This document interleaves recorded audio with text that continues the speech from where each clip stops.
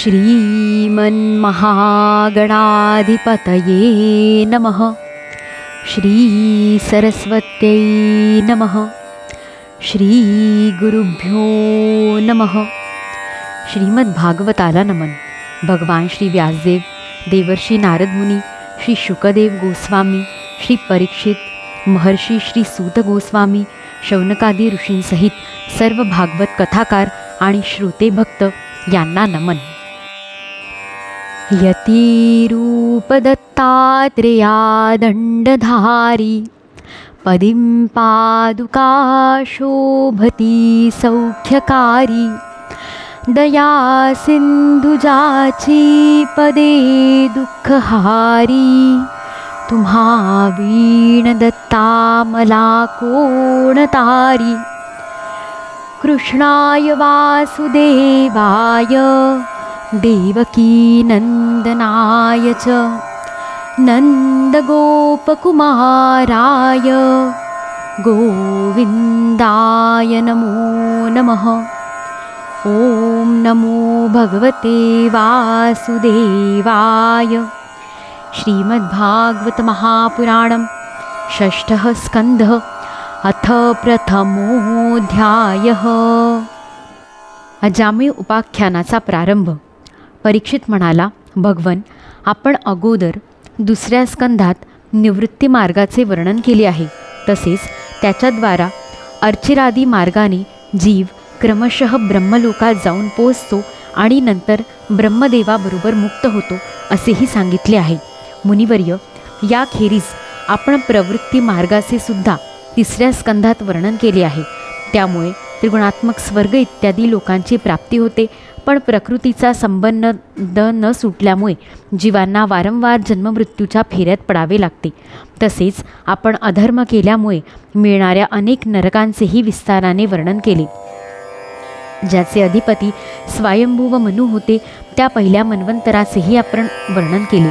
त्याचबरोबर चौथ्या आणि पाचव्या स्कंधात प्रियव्रत आणि उत्तानपादाचे वंश आणि त्यांची चरित्रे, तसेच द्वीपे, वर्षे, समुद्र, पर्वत, नद्या, उद्याने आणि विभिन्न द्वीपातील वृक्षांचे सुद्धा निरूपण केले। भूमंडळाची स्थिती, त्याची द्वीपे, वर्षे इत्यादी विभाग, त्यांची लक्षणे आणि विस्तार, नक्षत्रांची स्थिती, सप्तपाताळे आणि भगवंतांनी हे सर्व जसे निर्माण केले त्याचे वर्णनही ऐकविले।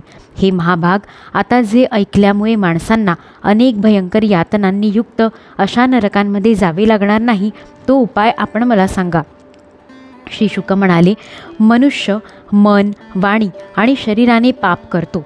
जर त्याने त्या पापाचे याच जन्मात प्रायश्चित्त घेतले नाही तर मेल्यानंतर त्याला निश्चितपणे भयंकर यातना पूर्ण नरकात जावे लागते। त्याचे वर्णन मी तुला ऐकविले। म्हणून मृत्यू येण्याआधीच दोषाच्या कमी जास्तपणानुसार लवकरात लवकर पाप नाहीसे करण्यासाठी प्रायश्चित्त घेतले पाहिजे। जसे रोगांचे कारण जाणणारा वैद्य रोगांची तीव्रता जाणून तत्परतेने औषध योजना करतो। राजाने विचारले, मनुष्य, राजदंड, समाजदंड इत्यादी लौकिक कष्ट आणि शास्त्रोक्त नरकगमन इत्यादी पारलौकिक कष्ट देणारे पाप स्वतःचा शत्रू आहे हे जाणून सुद्धा पराधीन असल्यासारखा वारंवार पाप करतो। अशा स्थितीत त्याच्या पापांचे प्रायश्चित्त कसे होऊ शकेल? मनुष्य कधी प्रायश्चित्ताने पापांपासून सुटका करून घेतो तर कधी पुन्हा तीच पापे करू लागतो। मला असे वाटते की अशा स्थितीत जसे स्नान केल्यानंतर धूळ उडवून घेतल्यामुळे हत्तीने केलेले स्नान व्यर्थ होते, तसेच मनुष्याचे प्रायश्चित्त घेणेही व्यर्थच होय। श्री शुक म्हणाले, कर्माने कर्माचा समूळ नाश होत नाही, कारण कर्माचा अधिकारी अज्ञानी असतो। अज्ञान राहिल्याने पापवासना कायमच्या मिटत नाहीत, म्हणून खरे प्रायश्चित्त तत्वज्ञान हेच होय। जो मनुष्य केवळ पथ्यकारक अन्न खातो त्याला रोग होऊच शकत नाहीत। तसेच हे राजा, जो मनुष्य शास्त्रनियमांचे पालन करतो तो हळूहळू कल्याणकारक तत्वज्ञान प्राप्त करण्यास समर्थ होतो। जसे बांबूंच्या झाडाच्या जाळीला लागलेली आग बांबू जाळून टाकते, त्याचप्रमाणे धर्मज्ञ आणि श्रद्धावान धीर पुरुष तपश्चर्या, ब्रह्मचर्य, इंद्रिय दमन, मनाची स्थिरता, दान, सत्य, अंतर्बाह्य पवित्रता तसेच यम नियम या साधनांनी मन, वाणी आणि शरीराने केलेल्या मोठ्या पापांनाही नष्ट करतो। भगवंतांच्याच आश्रयाने राहणारे भक्त केवळ भक्तीने सूर्य जसे धुके नाहीसे करतो त्याप्रमाणे आपली सर्व पापे नाहीशी करतात. परीक्षिता, भगवंतांना आत्मसमर्पण केल्याने आणि त्यांच्या भक्तांची सेवा केल्याने जशी पापी पुरुषांची शुद्धी होते तशी तप इत्यादींनीही होत नाही. ज्या मार्गावरून भगवतपरायण सुशील साधू लोक चालतात तो भक्तिमार्गच जगामध्ये सर्वश्रेष्ठ, भयरहित आणि कल्याणकारक आहे. हे राजेंद्रा, जसे दारूच्या घड्याला नद्या पवित्र करू शकत नाहीत त्याचप्रमाणे घेतलेली प्रायश्चित्ते भगवद्विमुख मनुष्याला पवित्र करीत नाहीत. या जगात ज्यांनी आपल्या भगवत गुणांवर प्रेम करणाऱ्या मनाला भगवान श्रीकृष्णांच्या चरणविंदांत एकदा गुंतवले त्यांनी सर्व प्रायश्चित्ते घेतली म्हणून समजावे. ते स्वप्नातसुद्धा यम आणि त्याचे पाशधारी दूत यांना पाहत नाहीत. याविषयी एक प्राचीन इतिहास सांगतात. त्यात भगवान विष्णू आणि यम यांच्या दूतांचा संवाद आहे, तो माझ्याकडून ऐक. कान्यकुब्ज नगरात एक दासीपती अजामिळ नावाचा ब्राह्मण राहत होता. दासीच्या संसर्गाने दूषित झालेला असून त्याने सदाचार सोडलेला होता. तो पापी कधी वाटसरूंना बांधून ठेवी, कधी जुगार खेळत असे, कधी कपटाने धन लुटीत असे, तर कधी चोऱ्या करीत. अशा प्रकारे लोकांना त्रास देऊन तो आपल्या कुटुंबाचे पोट भरीत असे. अशा प्रकारे तेथे राहून दासीच्या मुलांचे पालनपोषण करण्यात त्याच्या आयुष्याचा 88 वर्षांचा मोठा काळ निघून गेला. वृद्ध अजामिळाला 10 मुलगे होते. त्यापैकी सर्वात धाकट्याचे नाव नारायण होते. आई वडील त्याच्यावर अतिशय प्रेम करीत असत. वृद्ध अजामिळाचे मन बोबडे बोल बोलणाऱ्या नारायणात गुंतले होते. तो आपल्या मुलाचे खेळ पाहून अत्यंत आनंदित होत असे. अजामिळ मुलांच्या स्नेहबंधनाने बांधला गेला होता. तो जेवता खाताना त्यालाही जेव घालीत असे, पाणी पिताना पाणी पाजित असे.